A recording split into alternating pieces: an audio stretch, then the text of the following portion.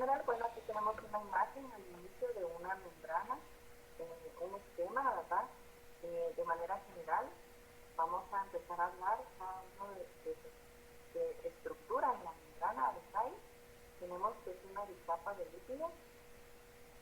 De manera general, aquí vemos los fosfolípidos, una capa y otra capa, y yo simula un sándwich, ¿verdad? Porque tiene la primera capa y la segunda capa. Observamos la posición de los fosfolípidos, que es importante. Tiene la cabeza polar, ¿verdad?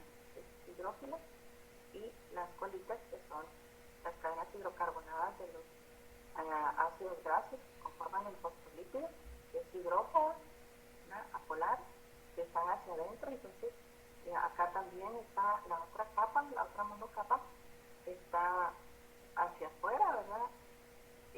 En la cabeza polar, y hacia adentro siempre las cadenas hidrocarbonadas, que llamamos colitas.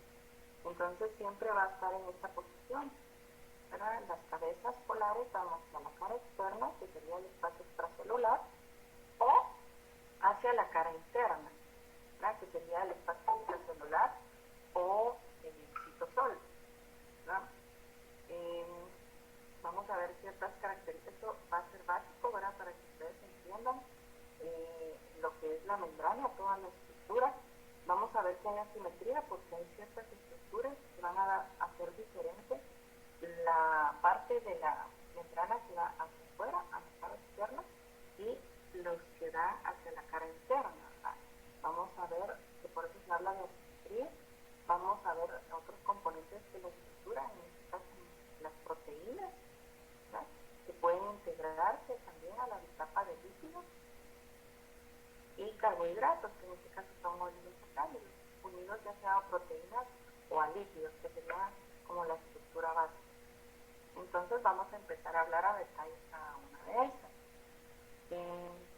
Es importante también saber que cuando yo hablo de membrana, no solo me estoy refiriendo, como en este caso que hablamos acá, a la membrana celular externa, o que va a limitar la célula como frontera, ¿verdad?, entre el espacio extracelular y el espacio intracelular, ¿verdad? No solo hablamos de la participación de la membrana que está aquí en el índice, ¿no?, para espacio extracelular e intracelular, pues el citoplasma, sino que también hay participación de la membrana como un sistema de endomembranas, o sea, un sistema que está dentro de la célula.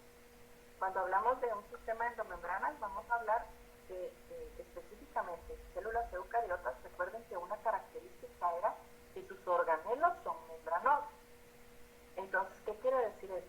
Que organelos internos de las células tienen también sus propias membranas.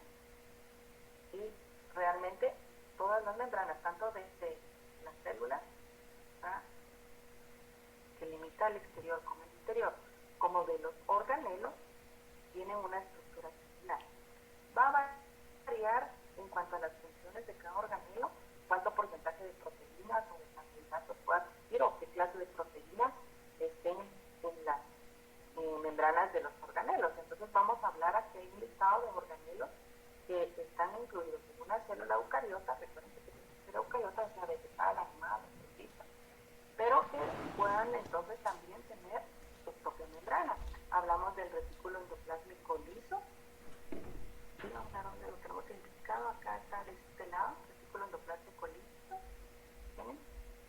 Acá tenemos el retículo endoplásmico rugoso, está identificado acá, ¿no? El aparato de Golgi, que es contiguo al retículo endoplásmico liso, es otro organelo que tiene membrana. Las mitocondrias, vamos a ver dónde tenemos aquí las mitocondrias. Mira, aquí está, la imagen está difusa, pero bueno, una mitocondria, ¿no?, que semejan a veces como salchichitas, les digo yo, al verse acá. En este caso, incluso la mitocondria, las membranas, tiene mucha importancia. En las mitocondrias, dentro de las membranas es donde están las proteínas, ¿verdad?, que participan, como les dije, se integran a la membrana.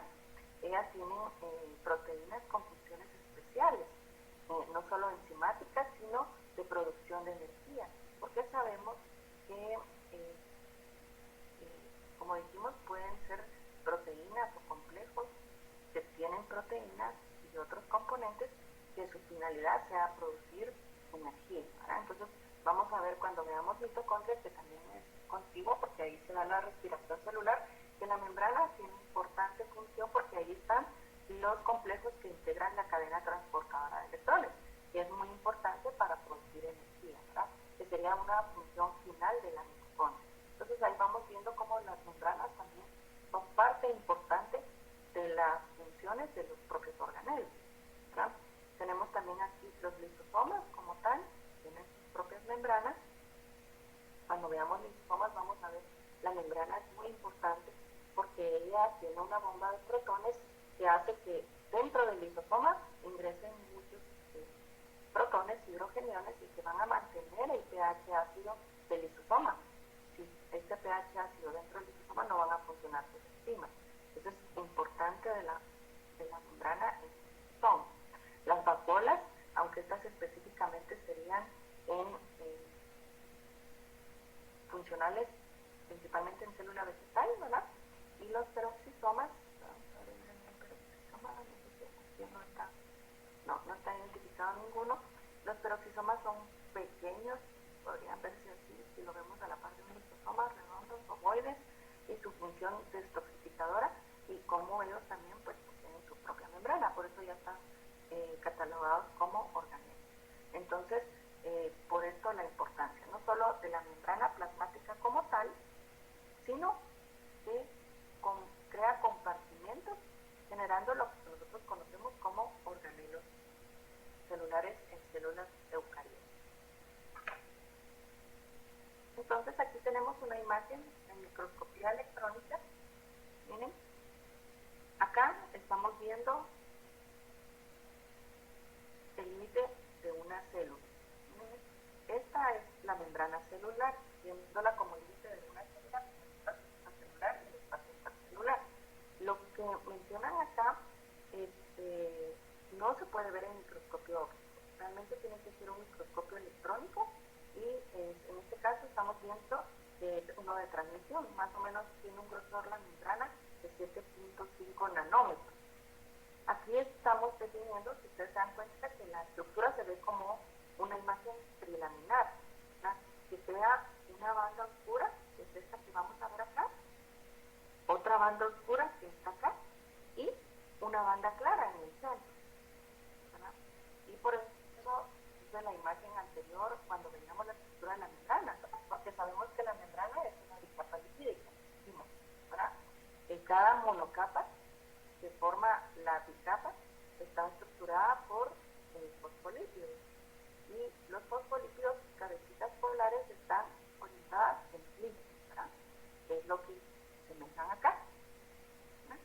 Que son hidrófilas, ¿verdad? Ellas pueden tener contacto con el agua, tanto en el exterior, fuera el exterior de la célula, miren, en el exterior de la célula hay mucha abundancia de agua, ¿verdad? Aquí estaría lo que nosotros conocemos como matriz extracelular, todo lo que está fuera de la célula, y todo lo que está dentro de la célula es el citosol o citoplasma, o el espacio intracelular.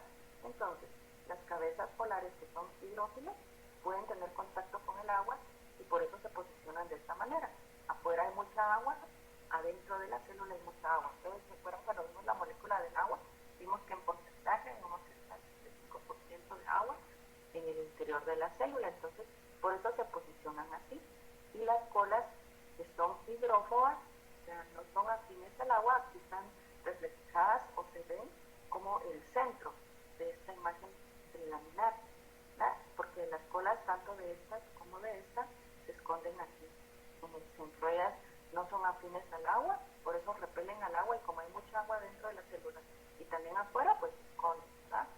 Y así es como se ve una imagen en microscopía electrónica de lo que sería la membrana celular, ¿verdad? En el límite, por sus características de sus regiones hidrófilas e hidrófobas.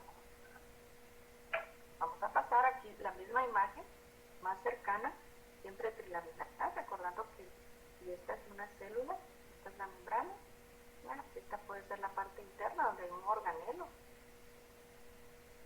y la región hidrófoba es la que se ve en medio, y las hidrófilas, que son las cabecitas polares de los fosfolípidos, están en zonas más oscuras, ¿verdad? Y acá también, ya lo mismo. Las zonas oscuras, las cabecitas polares o hidrófilas, unas orillas, y en el centro se esconden las colitas, que son hidrófobas. Muy bien, entonces, composición química de la membrana plasmática. Tenemos en la estructura principalmente lípidos. Vimos ahora los lípidos. En las membranas de las células eucariotas existen varios tipos de lípidos. Podemos hablar de manera general de los fosfoglicéridos, los esfingolípidos y el colesterol. Bueno, como principal, vamos a ver ahorita características de estos lípidos, principalmente de los fosfoglicéridos y esfingolípidos. Ellos son antifáticos. ¿Se recuerdan alguien? Vamos a ver. Sharon, ¿a qué se refiere que sea una molécula antifática? Vamos a ver.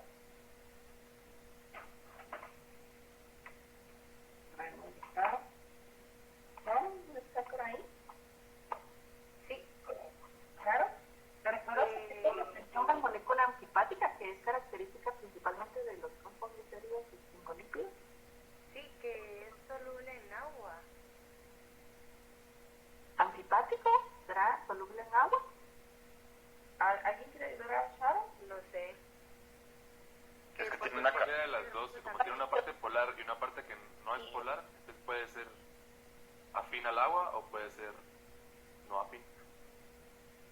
Ok, va más relacionada hacia esto, entonces, habló Víctor, no sé, no vi ayer quién habló, pero tienen una región apolar y una polar. ¿Qué quiere decir? Una región hidrófila o una hidrófoba, ¿verdad? Una región que sí es soluble en agua y una región que no es soluble en agua. Entonces, por eso es la característica de los fosfolípidos que les mencionaba anteriormente. Como las cabecitas son las que son hidrófilas, o sea que sí pueden estar cercanas o son solubles en agua, ellas son las que van hacia las orillas. Y las colitas repelen al agua, son hidrófobas, ellas no son solubles en agua. Entonces, ellas se esconden del agua, ¿verdad? Por eso se meten adentro del tanque, ¿verdad? Les digo yo que se metan la imagen de una membrana. Entonces, esto es que tengan carácter antifático, que tienen regiones hidrófobas y regiones hidrofílicas, ¿verdad? Y que esta característica pues se identifica bien en un medio acuoso, o sea, donde hay presencia de agua, ¿verdad? Porque, como ustedes ven, las colitas se esconden del agua. Vamos a ver que se orientan formando micelas, que prácticamente esa imagen semeja a lo que vimos, que es como el sándwich, y las micelas van generando pequeñas condensaciones donde están organizados varios lípidos que se organizan a manera, como yo les dije, de formar la capa a manera de sándwich, y de esta manera, ¿verdad? Las colitas hacia adentro y las cabecitas hacia afuera, y forman entonces lo que es lo que conocemos como la bicapa lipídica, que están organizadas. Los lípidos tienen, esto es importante, los lípidos tienen posibilidad de movimiento. Hoy, dentro de esta bicapa de lípidos, ellos se pueden mover. Esto es importante para lo que conocemos que es la fluidez de la membrana. La membrana es fluida porque sus lípidos se mueven, ¿verdad? Los lípidos se distribuyen de forma asimétrica, no hay una organización exacta. Puede haber más lípidos en la bicapa que está hacia el exterior o menos en la que está al interior, ¿verdad? La organización es asimétrica, no es exacta, va a ser dependiendo de la función de la membrana, si es de un organelo, de la membrana plasmática, y heterogénea, ¿verdad? Puede ser diversa la diversidad de lípidos que puedan estar presentes en la célula. Vamos a ver ahorita, refiriéndose a las clases de fosfolipídidos, glicolípidos y colesterol, ¿verdad? Pueden ser diversas. Hay zonas zonas más o menos fluidas, ¿verdad? Como dijimos, según el tipo de lípidos que exista. Entonces, esta imagen nos puede identificar ejemplos de lípidos que pueden existir en las células, en las membranas. Y, como dije, diferentes tipos de células, si es célula animal o vegetal, ¿verdad? O si es del reino fungi o protista, incluso en los propios organelos. Esto es un repaso. Ustedes se recuerdan cuando vimos lípidos, nosotros vimos la estructura de los lípidos, las distintas clases de lípidos que podíamos encontrar. Y este es un ejemplo, nuevamente, regresando a la clase de lípidos, de lípidos que pueden estar presentes en la membrana. En general, si hablamos de lípidos simples, podemos hablar de que pueden existir ácidos grasos saturados e insaturados. Esto también puede generar diversidad y vamos a ver que de ellos, la presencia de ellos también puede influir en la fluidez de la membrana, que sea más fluida o menos fluida, ¿verdad? ¿Se recuerdan lo que era un ácido graso saturado? Tiene su cabeza, que es el grupo carboxilo, esa es la que es hidrófila, y la cola, que es la cadena hidrocarbonada, que es la hidrófoba, la que no es afín al agua, la que se esconde en el agua. Estas, cuando son saturadas, no tienen dobles enlaces. La diferencia de un insaturado de la cadena hidrocarbonada sí tiene dobles enlaces. Ellos pueden estar presentes formando un glicerofosfolípido. Un glicerofosfolípido, el principal que vamos a ver que conforma las membranas son los fosfolípidos, que serían estos que están acá. Que un fosfolípido es el que tiene dos ácidos grasos, es un diacilglicerol, por eso siempre lo vemos como que tiene dos colitas. Tiene su cabeza polar, que es hidrófila, donde tiene el alcohol glicerol, que sería el principal alcohol que conforma el fosfolípido.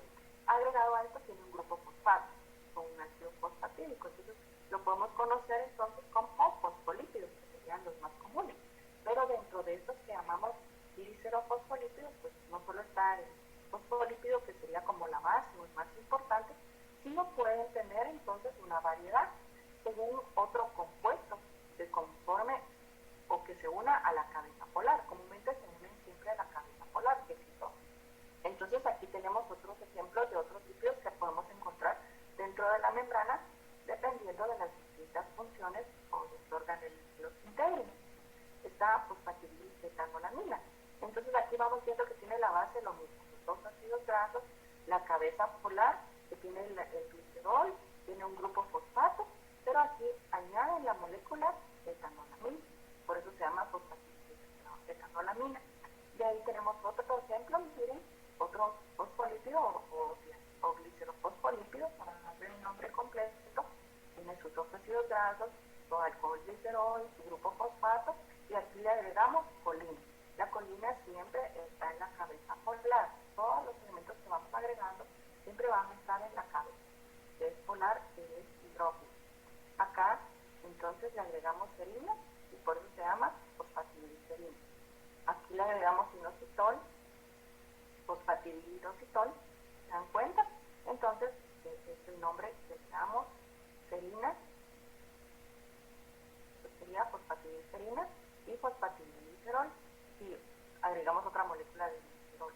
Entonces aquí podemos ver una diversidad de lípidos dentro de los glicerofosfolípidos, que son los principales que forman la bicapa de lípidos, ¿verdad? Y aquí están numerados, y ahí podemos ver también, dependiendo qué tipo de célula, algunos entre la clasificación, ¿verdad? Algunos especiales, que serían los estingolípidos.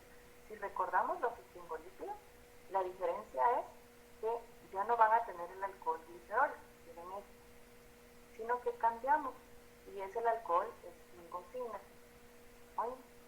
Es el alcohol estingosina el que va a estructurar esta clase de lípidos.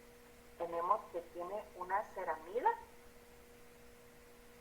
en su estructura, tiene un ácido graso, tiene el alcohol estingosina, y también puede adicionarse otra molécula, como en este caso colina, que también aquí se podría adicionar. Como decimos, la colina siempre está en la cabeza polar. Entonces, ¿alguien se recuerda dónde está integrado o en qué membrana podríamos encontrar este tipo de lípidos? Vamos a ver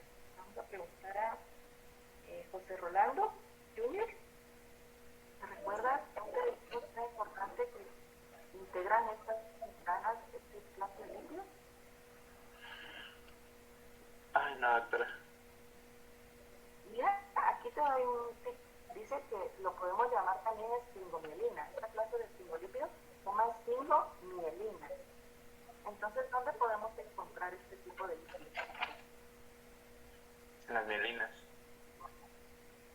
En la mielina. ¿Y dónde ubicamos la mielina? ¿Alguien recuerda lo que nosotros conocemos como mielina? Vamos a ver. Emil Pimentel. En las neuronas, ¿no? A ver, yo creo que habló Bianca, ¿no? En las ¿Sí? Dime, Bianca. ¿Dónde? En las neuronas, en los axones. En los axones de las neuronas. Acuérdense que esta tiene muy importante función, gracias Bianca, en las neuronas, específicamente en los axones, porque toda esta capa de lípidos que cubre, que está en las membranas, ¿verdad?, de los axones, estas, hay mucha cantidad de ellos que cubren y dan protección a los axones. Entonces aquí estamos dando protección, está una función de protección a la neurona, ¿verdad?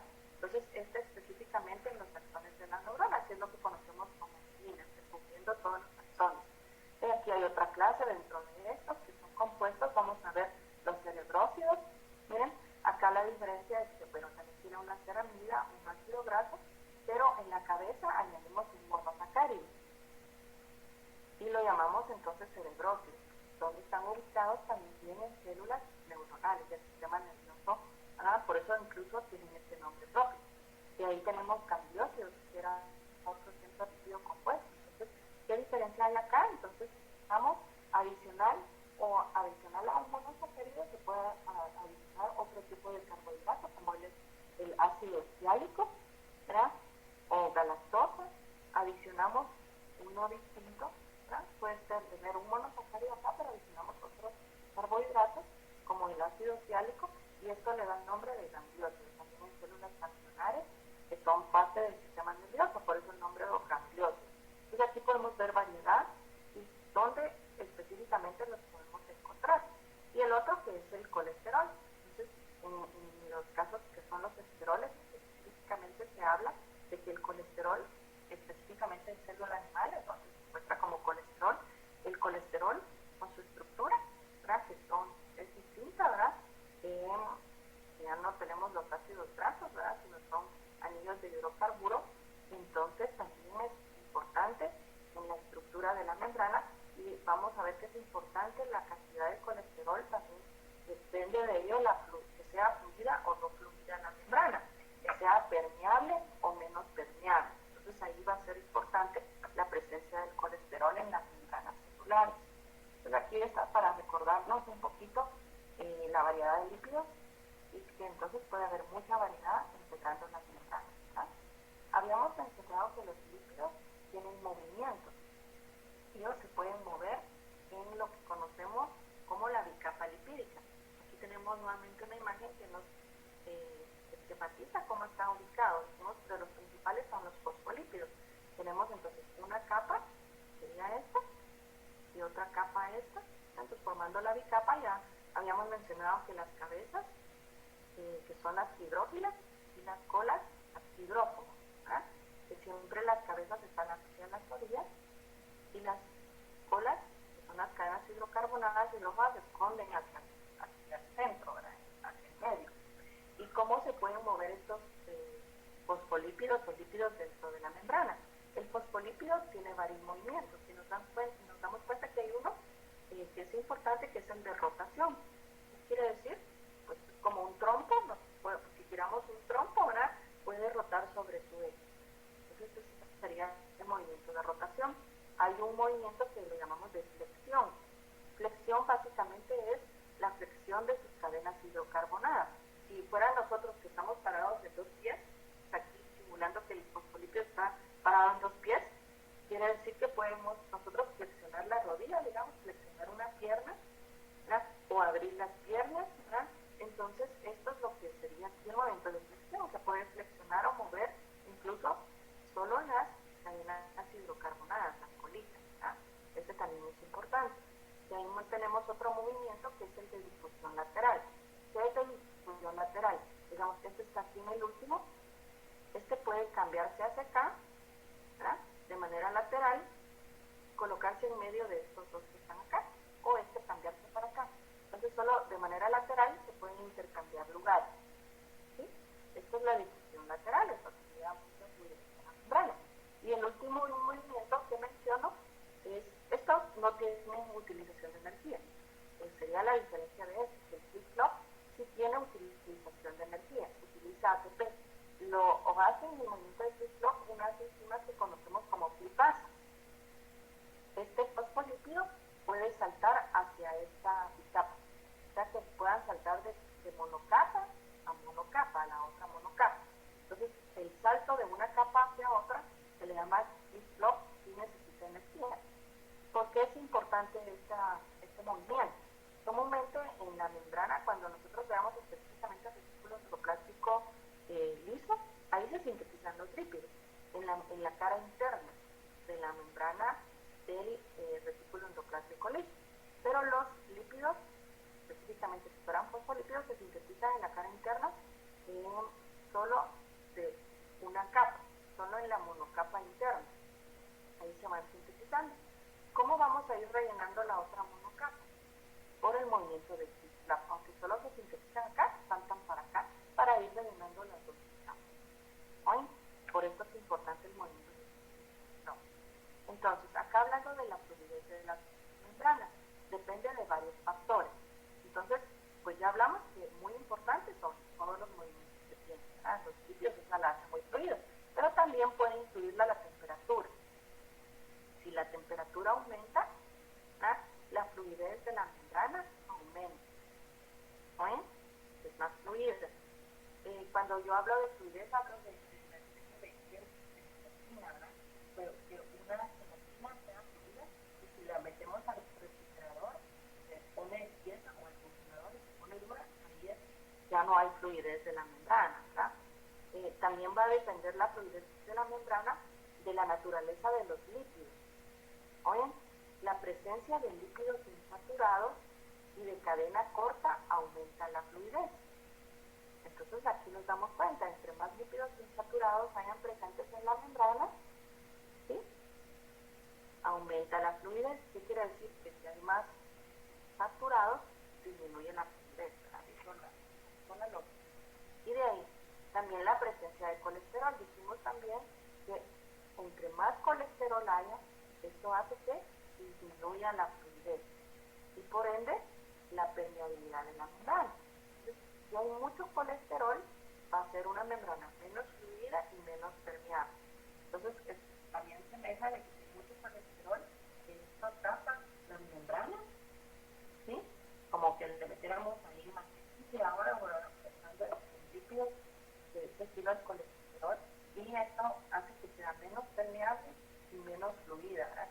Si hay mucho colesterol, el colesterol, vimos, está posicionado entre los lípidos, específicamente entre los fosfolípidos, y si está posicionado ya en mucho, va a impedir que se generen todos los movimientos, o sea, que disminuye la fluidez y la permeabilidad de la membrana.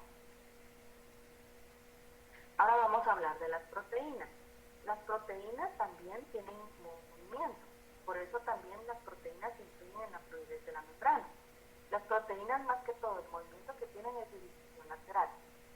Difusión lateral, entonces, si están dentro de la bicapa, aquí tenemos una imagen de una bicapa, hay proteínas, ellas se pueden mover lateralmente a través de todos los lípidos. Este sería el único movimiento que tienen las proteínas. La mayoría de las proteínas tienen estructura globular. Según el lugar que ocupan, pues las vamos a clasificar también en tres grupos. El primero serían las proteínas integrales, que las llamamos integrales o intrínsecas o transmembranales. Entonces, estas, si ustedes ven la bicapa de lípidos, ¿sí?, podemos ver que las integrales o intrínsecas atraviesan la membrana, se integran a la bicapa, ¿miren?, son parte de la bicapa. Estas son las, por eso el nombre, las intrínsecas o transmembranales. Como dice aquí, se hallan inmersas en la bicapa, atraviesan totalmente la bicapa. También tipos de proteínas tienen característica antipática. ¿Se recuerdan que dijimos que era característica antipática?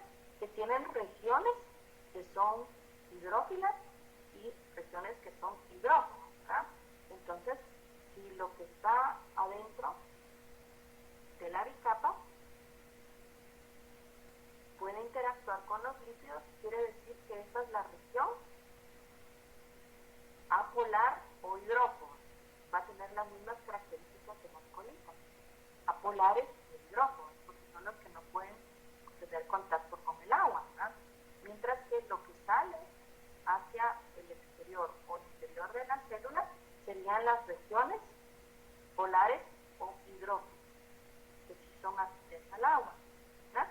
Entonces también estas tienen características antipáticas, las proteínas integrales. Y de ahí el segundo tipo serían las proteínas periféricas o extrínsecas. Entonces ahí vemos que el mismo nombre indica, ¿verdad? Ellas no se integran a la bicapa, sino que están en la periferia. En la periferia, ¿verdad? En la orilla, pueden estar unidas a un lípido o pueden estar unidas, y esta región anaranjada que está acá es una proteína periférica, pueda también estar unida a una proteína integral. Si esta es una proteína integral, y a esta se añade una proteína periférica. ¿Qué características tienen estas periféricas? Estas, como dijimos acá, están asociadas a proteínas integrales, acá, o a la parte polar, miren, parte polar que sería en la cabeza, ¿no?, de un lípido. Qué importante es, los tipos de enlaces que van a unir la proteína periférica a la cabeza polar o la proteína específica a la proteína transmembrana son no covalentes, o sea, no son enlaces fuertes, ¿verdad? Son no covalentes, pueden ser puentes de hidrógeno o interacciones iónicas. Eso quiere decir que en cualquier momento estas se puedan incluso separar, se pueden separar de la mitad, ¿no? Por distintos medios se podrían separar de la mitad, o sea, se pueden separar de la proteína transmembrana o de la cabeza polar de los lípidos, ¿verdad? Que es lo que mencionamos acá. Y el tercer grupo serían las proteínas ancladas a lípidos, ¿sí? Ancladas a lípidos, ¿sí? Entonces, ¿qué quiere decir, verdad? Están ancladas a un lípido. ¿Ven acá? Esta proteína se ancla a un lípido, son fosfolípidos, se anclan a la bicapa mediante el lípido. Aquí la diferencia de las periféricas, que decimos que también se recuerdan, se pueden anclar las periféricas a un lípido, que las proteínas ancladas al lípido, el tipo de enlace sí es un enlace covalente. Cuando mencionamos un enlace covalente, es un enlace más fuerte, puede ser un enlace entonces permanente.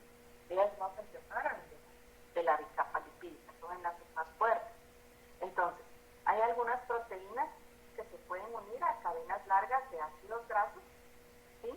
Estas, si estamos viéndolo acá, miren, esta es la parte interna o el medio intracelular o citoplasma, y este es el medio extracelular o la parte externa de la célula.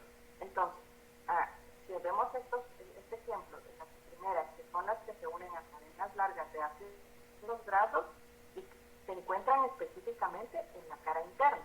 Entonces estaríamos viendo este ejemplo. Son este tipo de proteínas que se anclan al lípido, ¿verdad?, a cadenas bastante largas de ácidos grasos, específicamente. Ahora hay otra clase, que son las que llamamos proteínas unidas a GPI. Proteínas unidas a GPI. Si se dan cuenta, acá esta proteína prácticamente está unida al lípido, pero este lípido tiene un monosacárido añadido, un oligosacárido, perdón, un oligosacárido, ¿no? Y la proteína como tal, ¿verdad? Entonces, cuando tiene este tipo de lípido, ¿verdad?, que es fosfatidilinositol, ¿sí?, el lípido es fosfatidilinositol, pero tiene un enlace glucósido porque tiene unido un oligosacárido. Entonces, por eso se llaman proteínas unidas a GPI, porque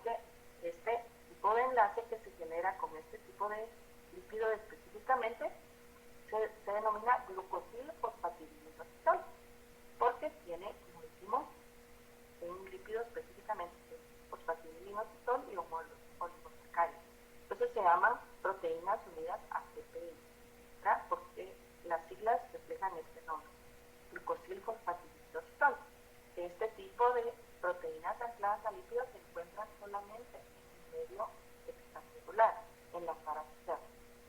¿Sí? En la cara interna las que están unidas a ácidos grasos de ¿vale? Esto también genera simetría de la membrana. Acá solo hacer diferencia o referencia a proteínas integrales. Fueran de las proteínas integrales, mencionamos el primer tipo, ellas dijimos que podían atravesar la membrana. Tenían regiones hidrófonas, que están dentro de la membrana de las bicapas, y regiones hidrófilas, que están afuera. ¿Sí? Las podemos clasificar también. Se pueden clasificar en citóticas, si vemos que tiene región de la proteína tanto en la cara externa como en la cara interna. ¿Sí?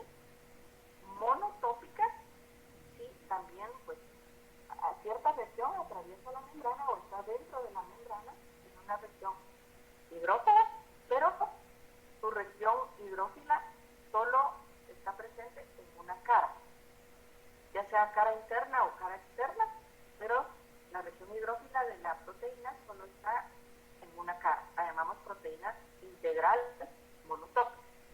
Ahora, hay proteínas que se dan cuenta que en una región hidrófila, una hidrófoba se integra a toda la membrana, sale con una región hidrófila al exterior, vuelve a ingresar porque tiene otra región hidrófila o hidrófoba que atraviesa la membrana, vuelve a tener una región hidrófila, sale de la membrana a la cara interna, vuelve a tener otra región hidrófoba, integra nuevamente la membrana, la atraviesa, miren, tiene varias regiones, entonces atraviesa varias veces la membrana y sale también varias veces de la membrana, siendo la misma proteína. Entonces a estas las llamamos proteínas integrales politópicas. Entonces es una clasificación de las proteínas integrales. Para distinguirlas, estas mismas proteínas, vamos a ver sus diferentes funciones, pueden en algunas ocasiones pues, ser canales o ser poros, porque ya son las que atraviesan toda la membrana. Entonces aquí vamos a ver funciones de las proteínas de la membrana. Dijimos, hay una variedad, hay clases integrales, en la clasificación de las proteínas, hay periféricas, solo están acá unidas a un lípido, a una proteína integral, y están las ancladas a lípidos. Y este sería un ejemplo de una anclada GP. Entonces miremos acá, distintas funciones que puedan tener, proteínas integrales. Como les dije, como estas tienen la capacidad de atravesar toda la membrana y tener una región en la cara interna y otra en la cara externa, pueden formar canales, tener funciones de protección de transporte. ¿Sí? Pueden también, si están acá, tienen una región afuera de la célula, atraviesan la membrana y una región en la parte interna, que puede comunicarse con alguna molécula que está dentro de la célula, función de receptores. ¿Sí? Receptores de señales que vienen hacia afuera y que pueden transmitir el mensaje hasta adentro. Transferencia de electrones. Vamos a ver, cuando veamos la cadena de transporte de electrones, veamos la respiración celular, los complejos que están en la mitocondria, en la membrana de la mitocondria, están entre las capas, pueden transportar de un complejo a otro electrones, y son proteínas integrales de membrana. Ahora viendo las diferentes funciones que puedan tener las periféricas. Las periféricas, cuando están ancladas hacia un líquido o a otra membrana, pueden incluso crear una red de fibras. Pueden crear una red de fibras en la parte interna que pueda relacionarse con fibras del citoesqueleto de las propias células. Entonces se dice que puedan formar una especie de esqueleto. Entonces dan soporte estructural. Ahí vemos la función de soporte estructural de las proteínas periféricas. También en algún momento pueden ser también solo de receptor o transmisión de señales. Lo mismo que hicimos acá, ¿verdad? De receptores. Entonces ellas también, si solo están unidas a una proteína transmembranal, con un enlace que no es covalente, recuérdense, ellas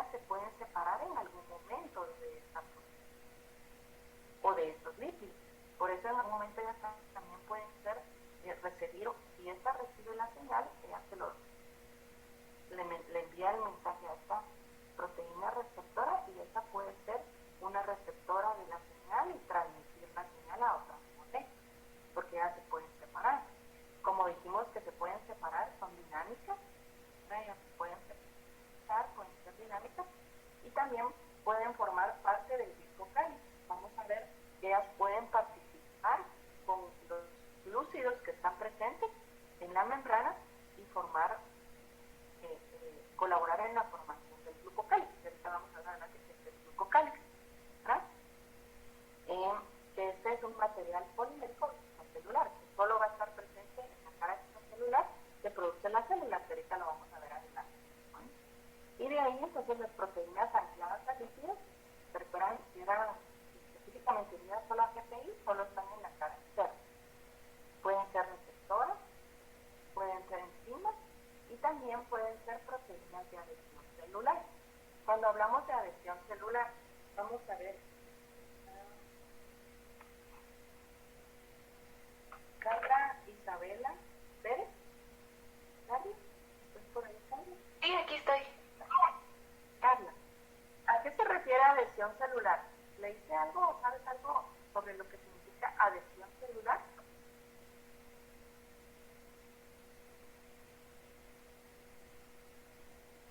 No había leído, pero tal vez es como cuando se unen células externas con otras células. Sí, muy bien, puede ser un ejemplo. Adhesión celular, unión de célula con célula, ¿verdad? Estas células, si es el límite de su membrana, estas proteínas puedan participar también comunicándose con otras proteínas iguales de otras células vecinas. Entonces, adhesión celular se refiere a la unión de célula con célula. Recuerden que por qué es importante la adhesión celular o la unión de una célula hacia otra célula, porque al reconocerse y unirse en formar tejidos, ¿verdad? La unión de células con células forman tejidos. Entonces, puede existir participación de estas proteínas en la adhesión celular. Por eso es importante. De ahí pasamos a lo que son los glúcidos. Gracias, Carlos. No, pero sí, ¿verdad? Muy bien. Pasamos a lo que son los glúcidos. Los glúcidos son carbohidratos que están presentes dentro de la membrana. Mayoritariamente, la presencia de los glúcidos es en forma de oligosacáridos. ¿Se recuerdan el término oligosacáridos? Son pocos carbohidratos, más o menos 10, 14 carbohidratos monosacáridos unidos forman lo que son los oligosacáridos. Los oligosacáridos pueden estar unidos covalentemente, si nos damos cuenta, se pueden unir de manera covalente a proteínas o a lípidos. ¿Sí? Entonces, cuando se unen, forman lo que son glucolípidos o glucoproteínas. Y estos son los que vemos acá en esta imagen como estas antenitas. Aquí se mezclan todos los monosacáridos unidos, formando el oligosacárido, todas estas antenitas que están en color negro, que están unidas ya sea a una proteína, formando una glucoproteína, o que puedan estar unidos a un lípido.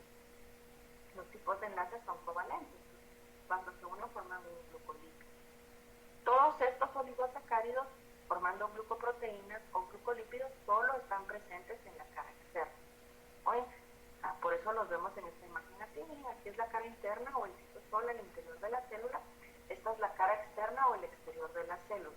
Y esto es lo que, esta cobertura que está toda en la capa externa es lo que llamamos glucocálix, o cubierta celular. Es lo que llamamos glucocálix.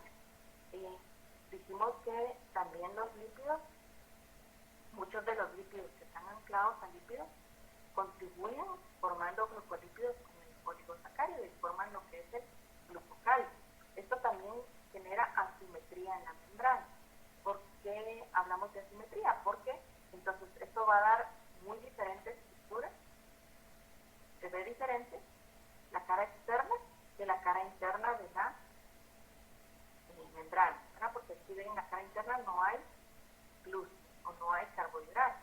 ¿Y por qué son tan importantes en la cara externa? Específicamente en células eucariotas. ¿Por qué son tan importantes en la cara externa estos oligosacáridos que forman el glucocálix? Vamos a ver sus distintas funciones. Funciones del glucocálix. Intervienen en reconocimiento celular. ¿Verdad? Por eso les digo siempre, recuerden los oligosacáridos que forman el glucocálix se ven como antenitas, están como antenitas en toda la parte externa de la célula. Antenitas vigilantes, ¿verdad? Están vigilando, ¿verdad? reconociendo, funcionan también como receptores entonces, de señal. Son las antenas, ¿verdad? Como tipo las antenas de vivo, las antenas de recepción de internet. Estas son las antenitas que son el grupo cáliz. ¿Qué van a reconocer o qué función de receptores pueden tener? Aquí hay algunos ejemplos. Entre el óvulo y el espermatozoide en la misma especie. Entonces el óvulo, recuerden que es una célula distinta al espermatozoide. Esta la genera una hembra, esta la genera un varón o macho. Entonces son de la misma especie humanos, ¿verdad? El óvulo, aunque esta sea diferente, reconoce el espermatozoide y permite la fecundación en la especie. Son el glucocálix el que permite este reconocimiento y aceptación del espermatozoide, aunque sea una célula distinta, para generar la fecundación. También entre virus o bacterias y las células las infectan. Entonces, el glucocálix también reconoce un virus o una bacteria como algo extraño. ¿Sí? Va a infectar una célula, puede infectar una célula, pero si esta infección puede generar una respuesta. El glucocálix lo reconoce como un antígeno, como algo extraño, y puede generar una reacción de nuestro sistema inmune. Puede generar anticuerpos como respuesta al reconocimiento de este agente extraño. Este antígeno puede generar fagocitosis, ¿verdad? Algunas células como macrófagos, que son del sistema inmune, puedan destruir las virus y las bacterias, ¿verdad? La participación del glucocálix es importante en eso. Entre células de un mismo tejido, ahí hablamos del reconocimiento. Recuerden que dijimos que para la adición celular, una célula se va a unir a otra célula, o a otra célula y a otra, a varias, para formar un tejido. Pero no se puede unir una célula del corazón, cardíaca, con una del estómago, ¿verdad? Adhesión celular, se pierde, esto no van a formar el mismo tejido. Entonces, este reconocimiento para generar la adhesión que sea precisa y exacta, y entonces se formen no solo tejidos, sino se formen órganos.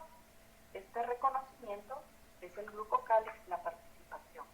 Como dijimos aquí también, entre antígenos y células inmunitarias, que va siendo un poco parecido a lo que expliqué acá. ¿Ya? Porque un antígeno, bueno, no solo es un virus o una bacteria. Un antígeno puede ser una toxina, un veneno que inyecte en la mordedura de una serpiente, puede ser el polen, ¿verdad? Que eso viene de las plantas. Esos pueden ser antígenos, todo lo que sea extraño, que genere reacciones en las células inmunitarias. ¿Por qué? Porque el glucocálix está reconociendo estos antígenos. Hablamos que también puede dar protección a la superficie de las células de daño mecánico o químico. ¿Por qué puede generar cierta protección? Porque recuerden que este glucocálix está presente en toda la parte externa. Cuando hay mucha abundancia de estos oligosacáridos, que son carbohidratos, cuando hay demasiada abundancia pueden formar una especie de coloide. Esta especie de coloide puede generar cierta protección a la célula. Se relaciona con otras moléculas de la matriz. El glucocálix, como está en la parte externa, tiene comunicación con todo lo que está fuera de la célula. Recuerden cómo se llama lo que está afuera de la célula: matriz extracelular. La matriz extracelular está entre las células, afuera, ¿verdad? Contiene también diversas proteínas como colágeno, carbohidratos como glucosaminoglucanos, eso lo vimos en clase, cuando vimos los carbohidratos. Estos glucocálix, como está en la parte externa, se puede comunicar con los componentes de la matriz extracelular. Como dijimos, confiere viscosidad a la superficie de las células. Esta viscosidad también, que genera esta especie de coloide, también es importante cuando la célula se quiere mover, se quiere desplazar. Se desplaza en la matriz, que es lo que está afuera, se puede movilizar, desplazar. Entonces también el glucocálix también tiene esta función, ¿verdad? La viscosidad. Presenta propiedades inmunitarias. Entonces va muy relacionado esto a lo que hablamos aquí anteriormente, ¿verdad? El glucocálix se comporta como un antígeno. Aquí estamos hablando específicamente cuando hablamos, un ejemplo básico sería en los eritrocitos, ¿no? En los glóbulos rojos. Nosotros conocemos como glóbulos rojos son los eritrocitos, porque ellos se comportan como antígenos cuando establecemos los grupos sanguíneos.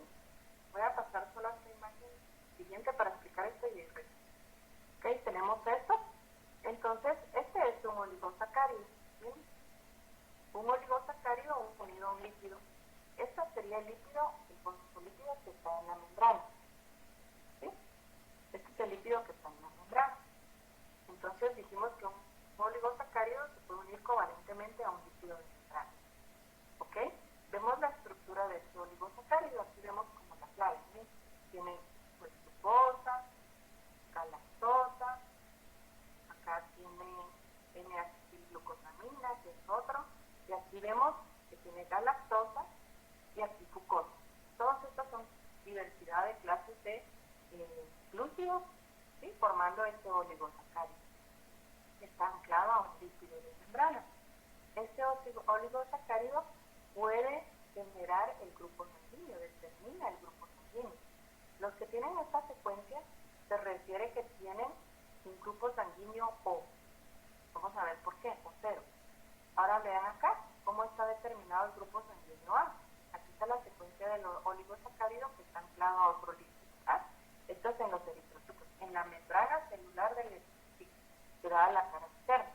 Si vamos acá, tiene glucosa, galactosa, aquí vamos viendo similitudes. Y en este otro también, similitudes. Tiene acetilglucosamina, tiene glucosa, tiene galactosa. Y vemos aquí la diferencia. En este que determina el grupo A, grupo sanguíneo A, acá tiene N-acetilglucosamina. ¿Sí? Aquí tiene N-acetilglucosamina. Esto lo diferencia de este y lo diferencia de este, porque acá lo que pasa en el grupo B es que tiene una galactosa adicional. ¿Miren? Entonces, ¿por qué son antígenos en los grupos sanguíneos? Porque si se dan cuenta, esta es diferente a esta y es diferente a esta. Entonces, esto va a hacer que el eritrocito tenga diferentes oligosacáridos que van a ser antígenos. Si nosotros transfundimos este grupo sanguíneo B a una persona que tiene grupo sanguíneo A, va a ser diferente este oligosacárido. Por eso este lo va a reconocer como antígeno, como algo extraño. Y es cuando se da el rechazo a la transfusión. No puede recibir una transfusión porque va a generar una reacción inmunitaria, ¿verdad? Que se llama reacción anafiláctica, que va a atacar a estos eritrocitos. Estos eritrocitos, si mi grupo sanguíneo es ahí, tengo 100% A, todos son A, ¿verdad? Van a atacar si me transfunden grupo B, porque esto se comporta como un antígeno, algo distinto. Y viceversa, ¿verdad? Si yo soy grupo B y me transfieren grupo A, se comporta como antígeno, ¿verdad? Entonces aquí estamos viendo por qué en algún momento entonces dice que el grupo cáliz se comporta como antígeno, aunque ahí nos estamos refiriendo específicamente al grupo sanguíneo. Hay otras especificidades que incluso hablamos de la participación del grupo cáliz en histocompatibilidad. O sea, no solo es el grupo sanguíneo, sino en ciertos tejidos también hay diferencia de otros oligosacáridos que incluso puedan generar el rechazo no solo del grupo, sino también de células. Entonces hablamos de que nos trasplantan un injerto de piel, que ya sería un tejido, o un órgano. Cuando hablamos que nos trasplantan un hígado, un riñón, también tiene que haber, ahí se habla de histocompatibilidad, histo es célula o tejido. Entonces también se estudia el grupo cáliz de los tejidos de las células para ver que no haya rechazo de los órganos o de células. Están solo trasplantando ciertas cantidades de tejidos. Cuando hay quemaduras, trasplantan piel, ¿verdad? Entonces, esto también tiene importancia entre estas reacciones, ¿verdad? Siempre que nos sacan histocompatibilidad, más fácil es que sea compatible con mi mamá, mi papá, mis hermanos, porque son semejantes nuestros oligosacáridos, ¿verdad? Vocales, en general. Entonces aquí sería la participación del grupo cáliz en esto. Y interviene en el reconocimiento de sustancias que incorporan al interior celular, ¿verdad? Ellas pueden reconocer, ser receptores, reconocen ciertas moléculas y si son importantes, tienen que ingresar a la célula, van a permitir el ingreso a la célula. Y aquí ya lo explicamos. Y acá, solo para entrar ya a lo del mosaico fluido, que es la estructura, vamos a ver esta imagen. Aquí hay una línea de tiempo. Miren, después de línea de tiempo tiempo del estudio de la estructura de la membrana. ¿Por qué? Porque la membrana en sí se ha estudiado desde años antes, 100 años antes, ¿verdad? 200 años antes. Desde 1880 se han empezado en la línea del tiempo a haber varios estudios hasta 1980 actualmente, ¿verdad? Y han generado distintas teorías de cómo era la membrana celular, ¿verdad? Entonces, aquí Overton propone que el límite celular es líquido, ¿verdad? En 1895, si se dan cuenta, pues acá, él refiere que la membrana está estructurada de líquido. No dice su organización que sea monocapa, bicapa, sean proteínas, simplemente él identifica que hay lípidos presentes en la membrana. Esto es importante. Siguen avanzando, ¿verdad? Acá, si se dan cuenta, en esta muestra acá, en 1917, reporta Lance Mullis que las moléculas antipáticas se orientan en superficies polares. Entonces ahí es donde identifican que los lípidos están orientados, tienen cierta orientación por su característica antipática y que están hacia la orilla, su región que es polar o hidrofila. ¿Ah? Solo eso, hasta acá. Y ahí sí está aquí Corten y Grendel proponen que la membrana, específicamente, ellos hicieron estudios en eritrocitos, miren, esto es importante, ellos ya identifican que la membrana de un eritrocito es una bicapa. Ellos ya establecen esta primera teoría donde dicen que la membrana es una bicapa, o sea, que tiene una monocapa de lípidos, que forman una bicapa. Entonces, Corten y Grendel en 1925 en estudios en eritrocitos. De ahí sigue avanzando. En 1935, miren, Dawson y Daniel, ellos ya proponen, ¿verdad?, que también no solo tiene lípidos, sino también está integrada por proteínas. ¿Ah? Integran también la participación de las proteínas. De ahí viene Robertson en 1960, que describe la unidad de la membrana. Entonces, ellos ya la pudieron identificar, ¿verdad?, con microscopía más avanzada y vieron lo que nosotros pudimos ver en la primera imagen que vimos en microscopía electrónica, viendo como una región oscura, que eran las cabezas polares, ¿verdad? Acá también las regiones polares, y una región clara, que eran las colas o las colas que son hidrófonos, que están en el centro. De ahí, sigue avanzando, ¿verdad? Singer y Nicholson acá refieren que las proteínas se integran en la zona hidrófoba, que hay proteínas transmembranas que también tienen regiones hidrófobas que están en el centro y que ellas también se pueden desplazar en la membrana. Muy bien. Entonces, para ir estableciendo al final nuestro modelo final que tenemos, que es el modelo de mosaico fluido, ¿verdad? Que es el final que dio acá en Nicholson. En 1972-73 se quieren acá, Singer y Nicholson establecen el modelo de mosaico fluido. ¿Y qué es el modelo de mosaico fluido? Tiene varias características. Entonces, refiere que la membrana plasmática está formada por una bicapa de fosfolípidos con las regiones polares orientadas hacia el medio fósforo, intra o extracelular, que son las hidrófilas. Y las regiones apolares son las que están insertadas o escondidas de las capas, ¿verdad? Y la número 2 sería las proteínas de membrana, que están dispersas e insertadas individualmente en la bicapa fosfolipídica con sus regiones hidrófilas también polares expuestas al medio acuoso. Ellas pueden salir al medio acuoso, sea externo o interno, y pues su región hidrófoba está dentro de la capa, ¿verdad? Y que estas proteínas pueden interaccionar entre sí, a su vez, en los lípidos de la membrana. Esto es importante. De ahí, como número 3, la membrana es un mosaico, por eso establecen el mosaico fluido, de varias moléculas. Si ustedes tienen el concepto de mosaico, referencia al mosaico, varias estructuras o formas se estructuran un mosaico, una imagen completa. Entonces aquí establecen que la membrana es un mosaico de proteínas que está flotando dentro de la bicapa de fosfolípidos. Es importante parte también, este mosaico es fluido. ¿Por qué? Porque tanto las proteínas como los lípidos se desplazan lateralmente por todo el mosaico, ¿verdad?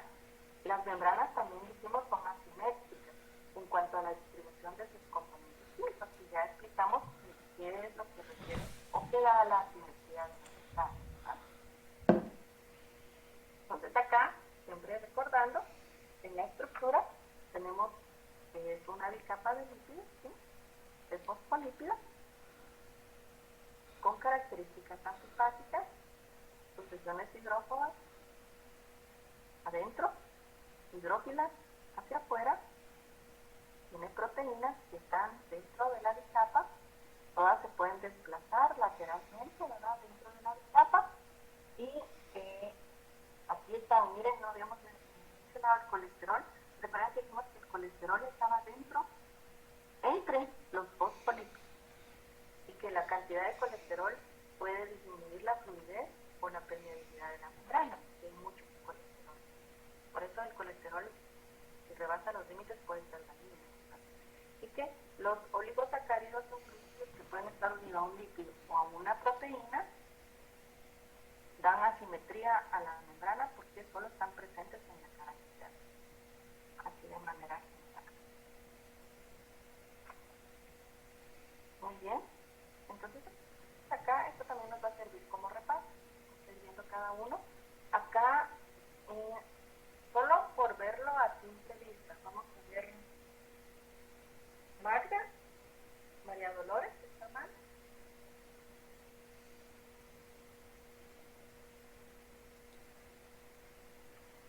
¿Está Magda?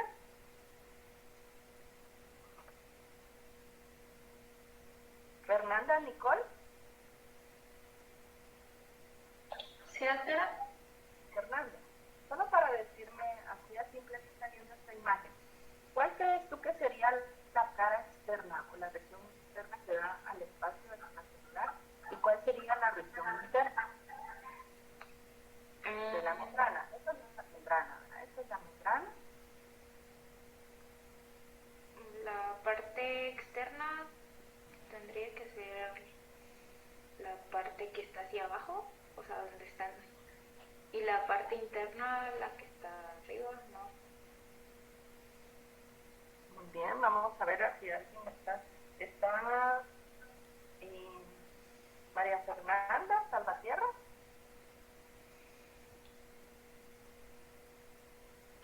Sí, doctora. ¿Estás de acuerdo con lo que dijo tu compañera?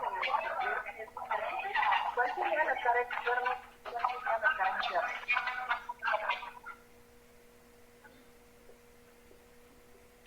Ay, no sé. ¿Por qué podemos identificar nosotros la cara externa o la cara interna? La cara externa es donde se encuentran los lípidos. ¿Dónde están? ¿Encuentran que, perdón, no te decía? Decía que la cara externa es la de hacia arriba, donde se encuentran los lipolipídos, y O la sea, acá. cara ajá, exacto. Y la cara interna, la de abajo. Muy bien. Entonces, para mencionar, aquí solo para identificar la cara externa, siempre vamos a identificar dónde están los oligosacáridos, es donde está la cara externa. Acuérdense que ellos son las antenitas vigilantes que reconocen, que están como receptores. Entonces, ellos siempre solo están presentes en la cara externa. Pueden estar unidos a proteínas, ¿sí? O unidos a un lípido. Aquí está unido a un lípido. ¿Ok? Entonces, aquí rápidamente podemos identificar de esta manera la cara externa y la cara interna. Vamos a ver. Miren, cara externa, ¿sí? De la presencia del glucocálido. Llamamos glucocálido como tal, o los oligosacáridos, como dijo compañera, si está unido a un lípido, glucolípido, o glucoproteína, si está unido a una proteína. Y la cara interna, ¿sí? Acá solo estamos ejemplificando lo que está fuera de la membrana, y es fuera de la célula se llama matriz extracelular. ¿Sí? Esto es importante, ustedes ya identifican. La matriz extracelular decimos que puede tener varios componentes, otras proteínas. Puede tener colágeno, muy importante en la matriz. Puede tener glucosaminoglicanos, como carbohidratos, ¿verdad? Diferentes componentes, ¿verdad? Que hablan fibras de la matriz extracelular. Pero para identificar ya lo que está fuera de la célula. Porque muchos de estos dijimos que puedan interactuar con componentes de la matriz. ¿Se recuerdan? Estas proteínas pueden interactuar, o estos glucolípidos, con componentes de la matriz. Y estamos refiriéndonos a la cara externa. Y lo que está adentro de la célula, en la parte interna es el espacio intracelular. Muchas de estas fibras pueden ser el citoesqueleto. Recuérdense que la célula, si es una célula eucariota, y puede tener unas fibras proteicas que les dan estructura, que les dan sostén, que les van a dar movimiento, y si es la parte interna de la célula, las denominamos citoesqueleto. Entonces, ya viendo ejemplos aquí de las estructuras, esto es la vista periférica, esta puede ser una proteína integral. ¿Por qué es integral? Porque atraviesa la membrana. ¿Sí? Entre la identificación de las clases de proteínas, entonces esta sería esta proteína que pueda estar unida a otra proteína transmembrana, unas proteínas periféricas. Recuerdan que dijimos que las proteínas periféricas pueden también estar unidas a otra proteína integral o también unidas a un lípido. Una diferencia de las periféricas, recuerden que la unión es no covalente. ¿Sí? Ellas son dinámicas porque se pueden separar.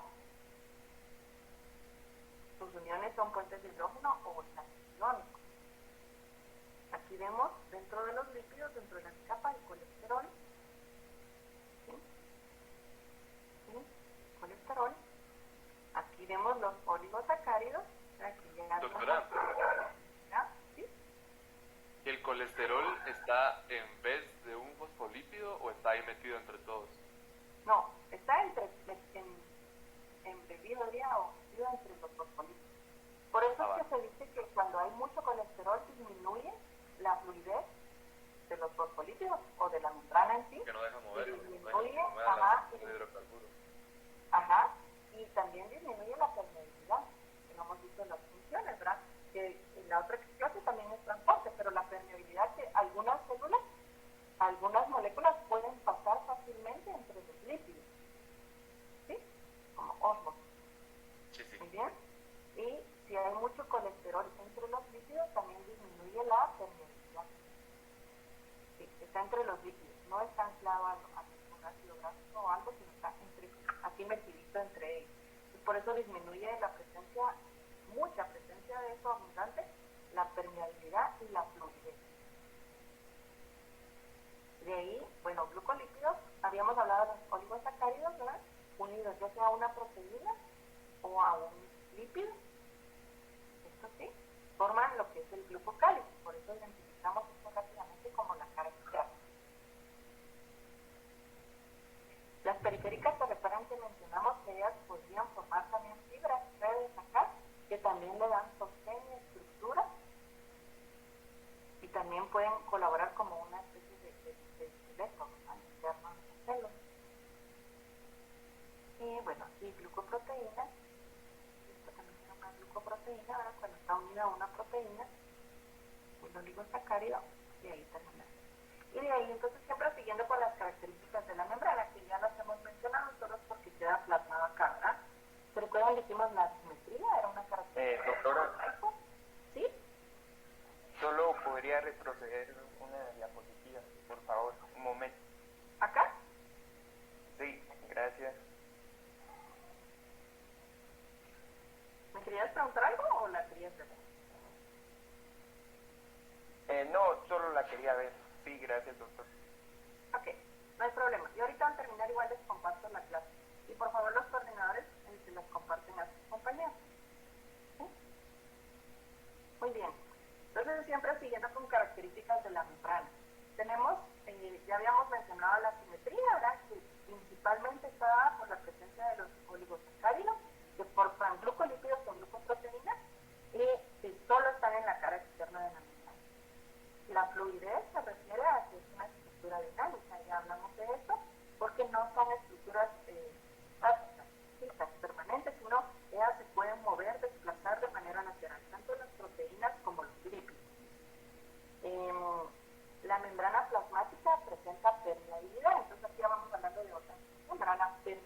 permeabilidad. Y es una permeabilidad selectiva. ¿Por qué se llama permeabilidad selectiva? Como dijimos en esta imagen que vimos acá, muchos elementos que están adentro de la célula necesitan salir al exterior o viceversa. Algunas moléculas que están afuera necesitan ingresar al interior de la célula. Y esta membrana es la que permite o no que pase esa molécula. Por eso se llama permeabilidad selectiva, porque va a seleccionar qué moléculas entran o salen.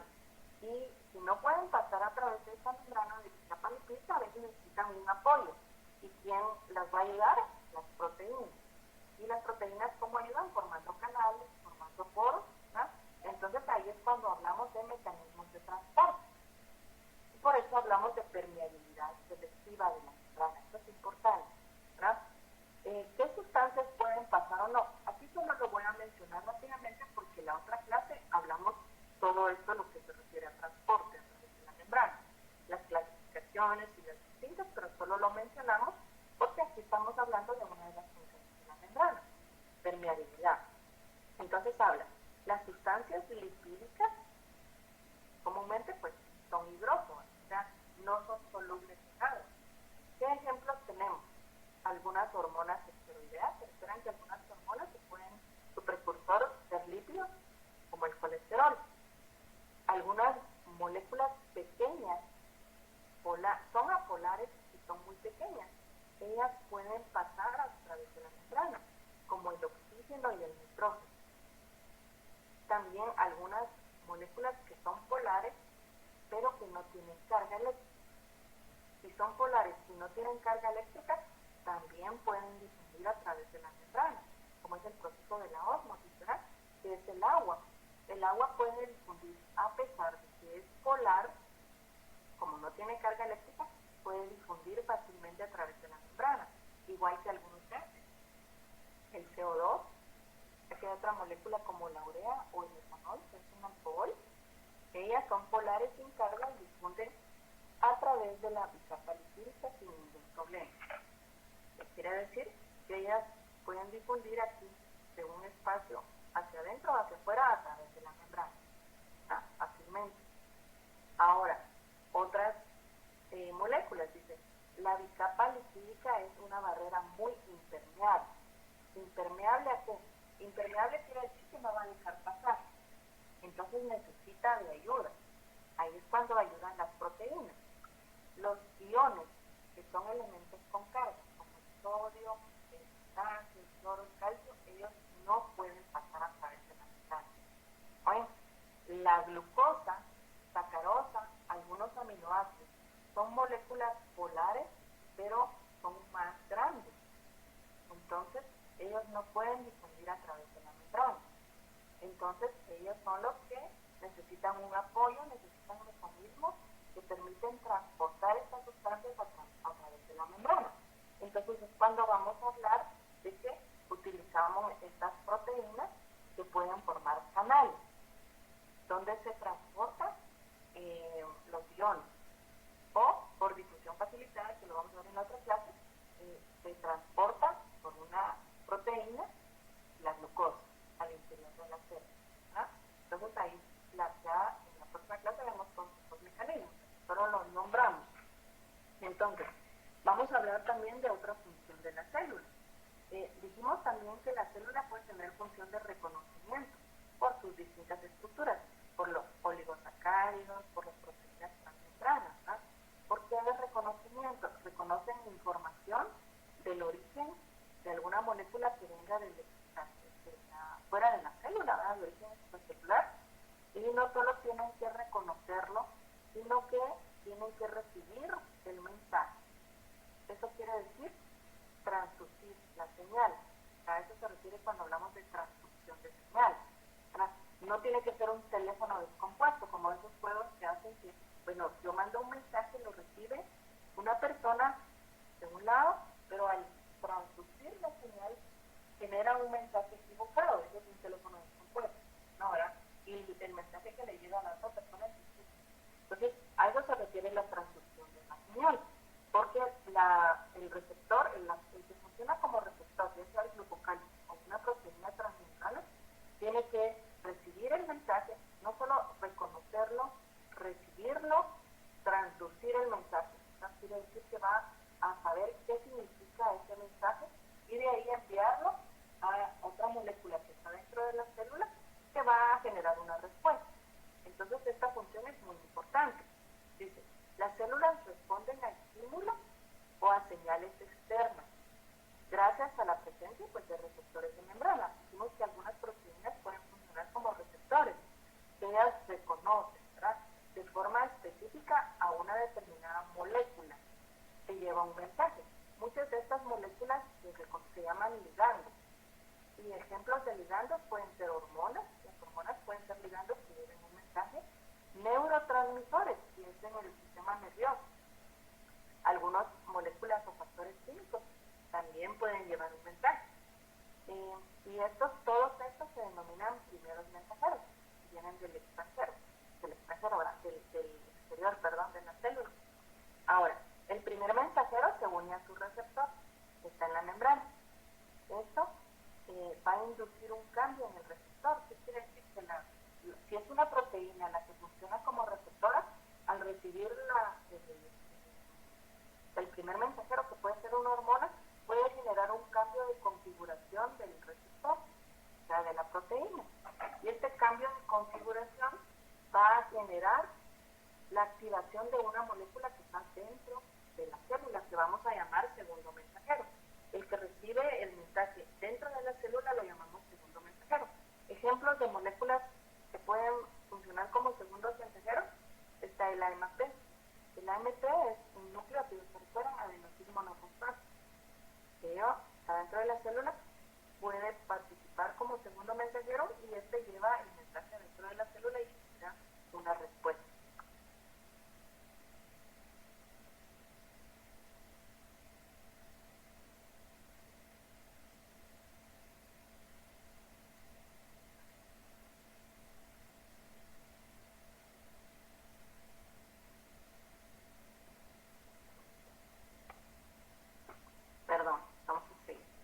Entonces, miren, aquí está también el modelo que explicamos anteriormente. Esta es la bicapa de lípidos.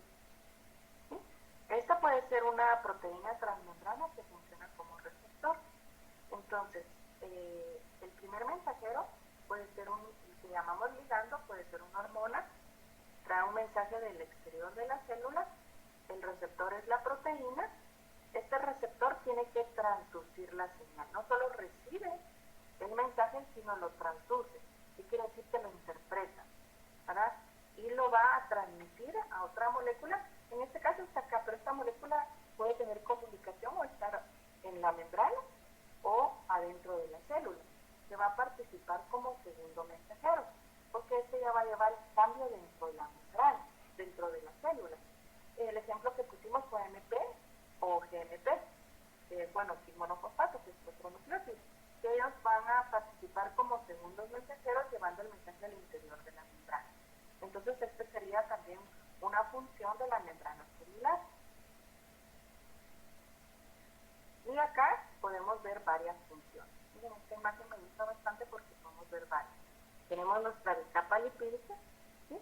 Y aquí incluso vemos muchas de estas funciones son proteínas las que las efectúan, de transporte, porque dijimos que ellas podían formar canales, ¿verdad?, para transportar iones si fueran canales o para transportar moléculas polares como la glucosa, aminoácidos, que no puedan pasar fácilmente a través de la bicapa lipídica. Ahora, si es oxígeno o agua, decimos pequeñas moléculas que puedan pasar a través de la bicapa. Entonces, una función de transporte. Hablamos también de la función de adhesión celular, ¿sí? Adhesión, anclaje o conexión. ¿Por qué? Porque esta bicapa de lípidos con sus proteínas también puede generar que una célula se tenga que anclar a la matriz extracelular, que es la parte externa. Entonces hablamos de anclaje y se va a fijar.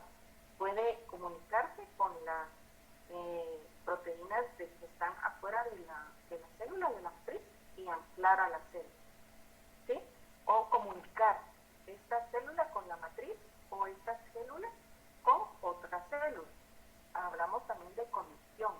Pueden formar conexiones también que comunican células con otras células. No solo la adquieren, hablando de adhesión celular, sino que la comunican, ¿sí? En la parte externa o en la parte interna. Recuerdan que también las proteínas periféricas podrían formar un esqueleto acá y formar una estructura, o también comunicarse con el citoesqueleto, que son fibras de la parte externa de la célula. Y acá, función de receptores, ya lo mencionamos, una proteína de membrana llega a una molécula que es el ligando, que llamamos primer mensajero, y es su función de receptor. O algunas proteínas en las membranas tienen funciones similares. Entonces aquí podemos ver una variedad de funciones de la membrana. Aquí estábamos hablando, cuando hablamos de la que era una barrera semipermeable o una permeabilidad selectiva, son conceptos iguales, ¿verdad? Si hablamos barrera semipermeable o barrera selectiva o permeabilidad selectiva, estamos refiriendo a lo mismo, ¿verdad? Esto es en cuanto al transporte, porque dijimos que permite el paso de moléculas al exterior o al interior, pero hay, como es selectiva, es semipermeable a ciertos elementos, necesita mecanismos especiales. Algunos mecanismos los vamos a clasificar si van a favor del gradiente de concentración o en contra del gradiente de concentración, si utilizan energía o no utilizan energía. Eso va a depender del tipo de moléculas que queramos transportar. Entonces, si es un transporte de moléculas pequeñas de bajo peso molecular, podemos hablar de un transporte pasivo o un transporte activo. Como les dije, esta es la clase siguiente, pero el transporte pasivo es el que va a favor del gradiente, no utiliza energía. El activo va en contra del gradiente, utiliza energía.